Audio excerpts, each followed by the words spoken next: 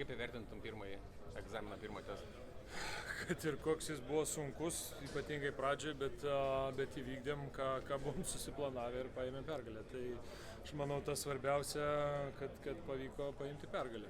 Vis tiek pirmas varžybos, toks ir jauduliukas jaučiasi vis tiek. Ir norų daug, ir tikslų daug, tai manau, kad gerai, kad susitvarkėm su visko.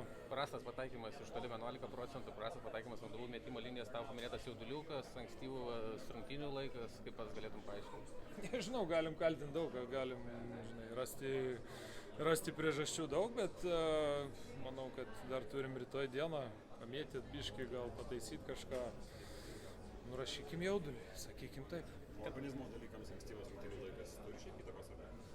Aš manau, kad, sakau vėl, kai nori kažkur prisikabinti prie kažko, tai rasi visą laiką. Toks tai ir jie žaidžiagi taip pat. Ir jie žaidžiagi ne vėliau, tokiu pačiu laiku žaidžia. Tai abiems komandoms tokios pats sąlygos. Užsiminėte apie jauduliuką, kiek džiugu, kad antroje pusėje Ąžuolo Stobelis puikiai sudėjo, pasiruošimo ciklę puikiai žaidė. Dabar vėlgi jaunas žaidėjas ir pirmosios rungtynės puikiai viskas pavyko. Gerai sustovėjo tikrai ir gynybai, ir ypatingai greitam puolime. Jis greitas, aktyvus žaidėjas, traukia ir su kamuoliu, ir šiaip bėga greitai. Tai mums to reikia, jis padarė savo darbą, sužaidė gerai, bet sakau, čia pirmas varžybos, dar nemažai liko.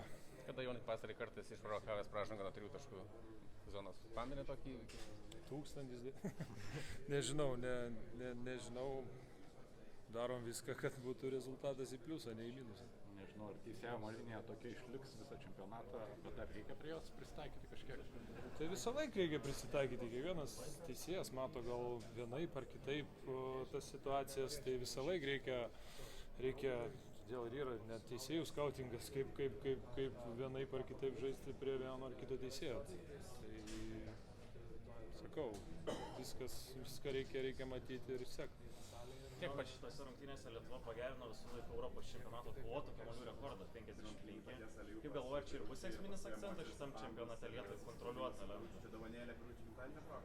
Nepataikėm nei mes, nei jie. Tai buvo daug procentas blogas, daug atkovotų kamuolių. Tai vėlgi pakeltumėm procentą, gal mažėtų atkovotų kamuolių. Tai vienas gerumas su kitu blogumu. Tai nežinau. Visą laiką yra paimti kamuolį, pabaigti gynybą ypatingai yra gerai, bet jeigu pakeltum procentą, gal nereiktų rimti tada tą kamuolį. Kiek pačiam smagiau pradėti starto penketą pasirašymo etape, parodosi prieš Slovėnų žaidėjus startą, ar nesureikšmini? Nesureikšminu to, mes atvažiavom čionais laimėti, o ne kažkokio ego rodyti. Kitokios komandos, kitokie matchupai. Kad ir kas bebūtų, mažas, didelis penketas, mes čia turim tikslą kažkokio, ne, čia jau treneris mato viziją ir tikrai jisai nedaro, kad blogiau mums būtų, daro, kad geriau mums būtų. Tai. Ar turi palinkėjimą Biručiui su gimtadieniu? Birutį jau pasveikinom ir tai dabar ir dovanai teiksim. Gal tortuką kokį. Ačiū.